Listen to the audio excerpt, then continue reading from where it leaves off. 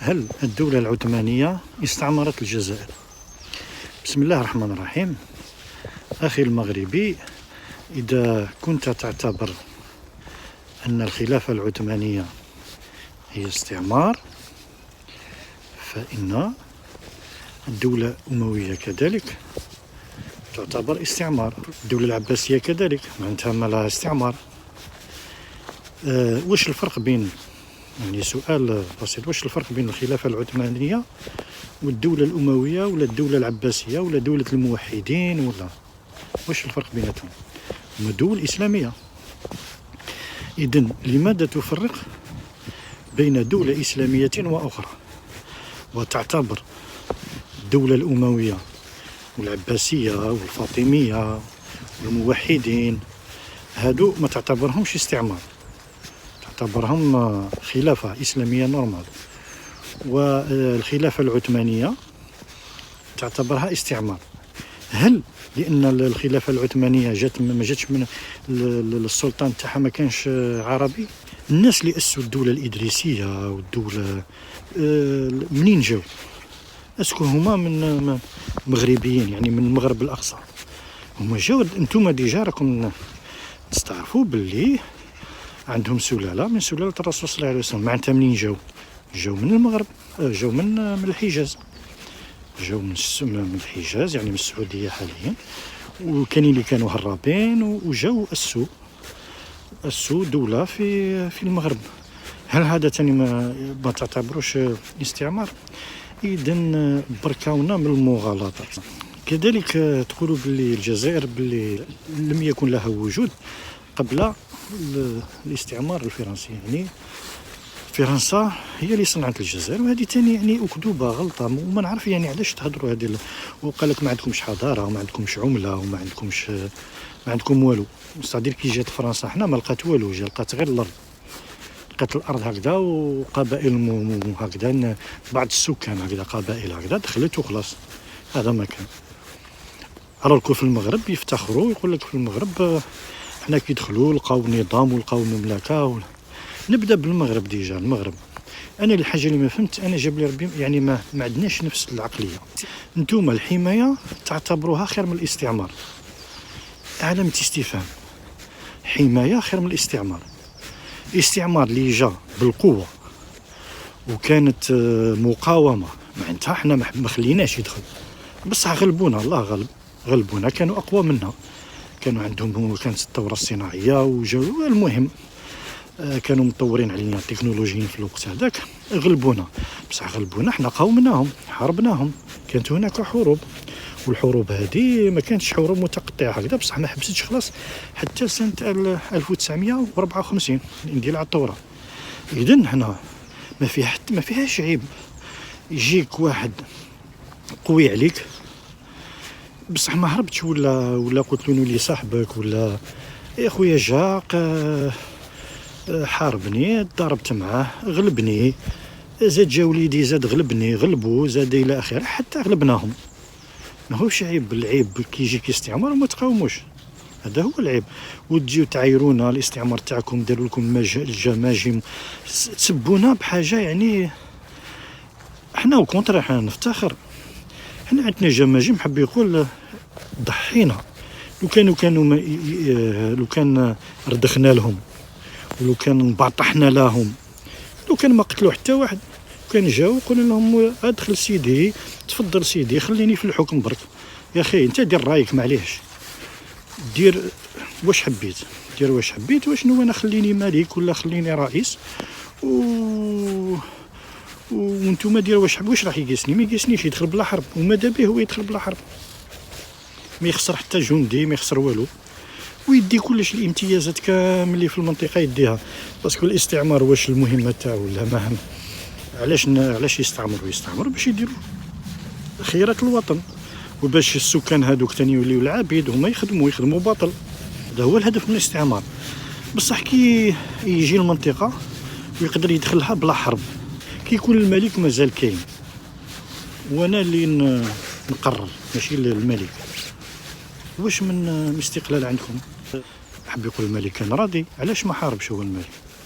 كيفاش هذا يقعد ملك ما يحاربش، ومن بعد تجي تقولوا لي الحمايه خير من حنا كانت عندنا دوله وعندنا عمله عندكم دوله وعمله وعندكم بصح تحت السيطره تاع الفرنسيه.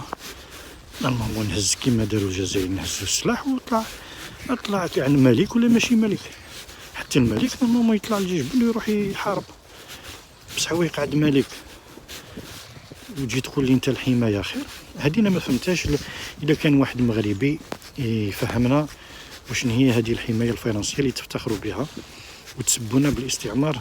وانا نعطي نصيحه للجميع، نعطي نصيحه للجزائريين والمغاربه، نحيو من راسكم التاريخ هذاك اللي قريتوه في المناهج الدراسيه. باسكو كل واحد في المناهج الدراسيه كل واحد يحاول يبين باللي الدوله تاعو هي صحيح هي التاريخ كل واحد كيفاش يكتبه. انا ننصحكم دركا كاين الانترنت، كاين كتب، كاين روحوا تقفوا سيدي، روحوا قراو التاريخ وديو التاريخ هادو من عند ناس من تسمى عده مصادر.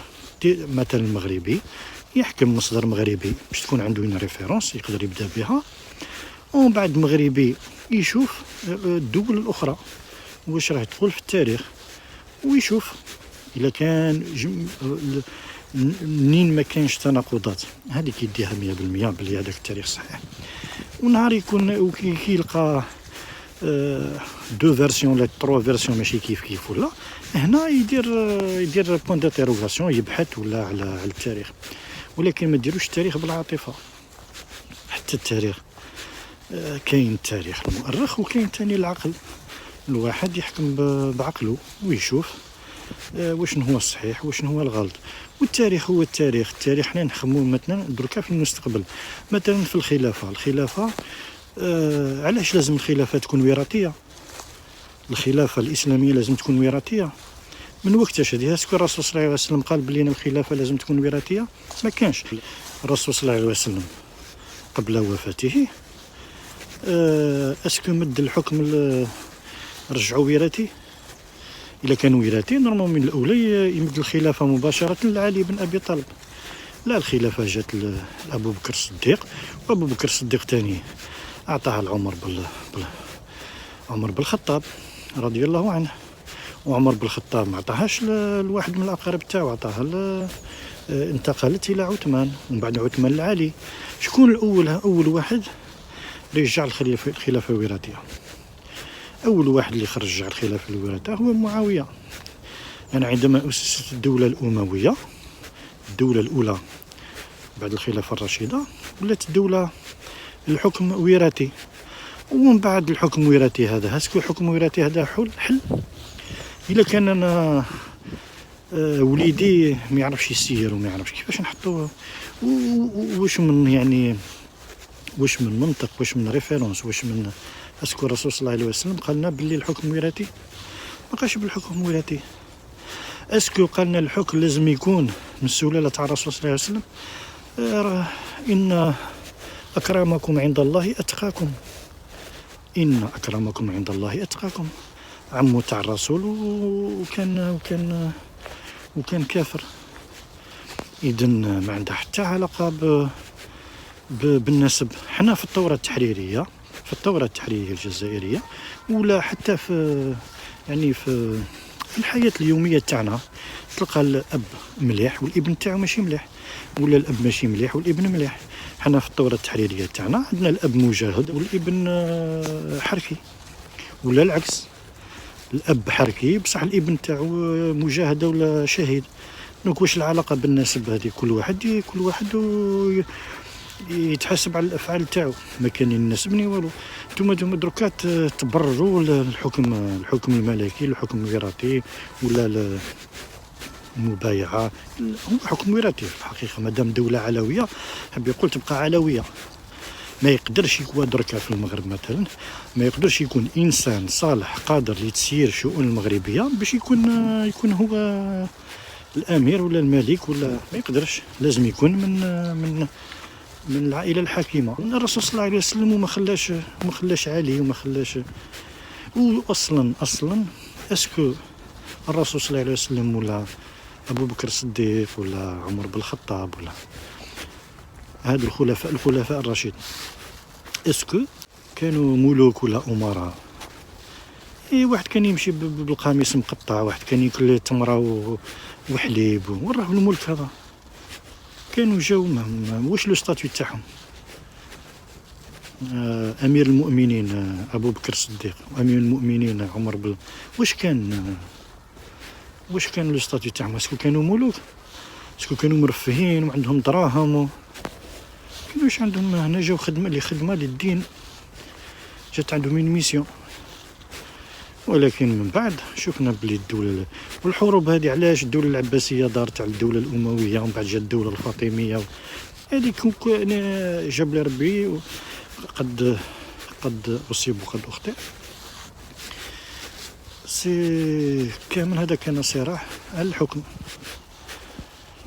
الحكم من غير انت تشد، انا تاني لازم نشد، دونك نحاربك. هي الوسيله الوحيده باش نطيحك من الحكم وتولي العائله تاعي هي اللي تحكم، نحاربك.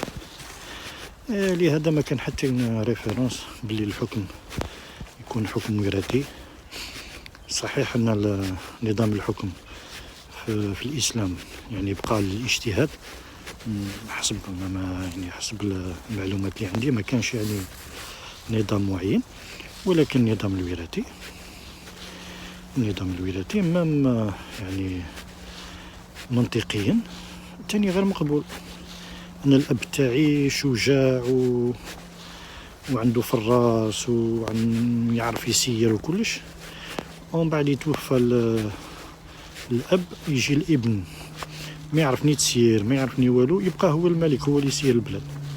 وعلاش هذا؟ راحت الأندلس وراحوا عدة بلدان، راحت حتى في الدولة الإدريسية مثلا.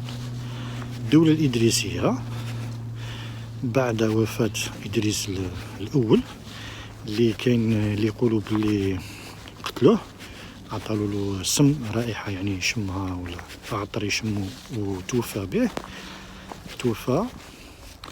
من بعد اللي خلفوه، ايماجيني خلفوه ابن كان مازال ما زدادش، كان في كرش امه، والام حافظت على الحكم حتى ولا في عمر 12 سنه ولا 12 ولا 13 ولا 14، لا اتذكر العمر، باش سلموا له الحكم باش يسير الدوله. هل هذا معقول؟ يعني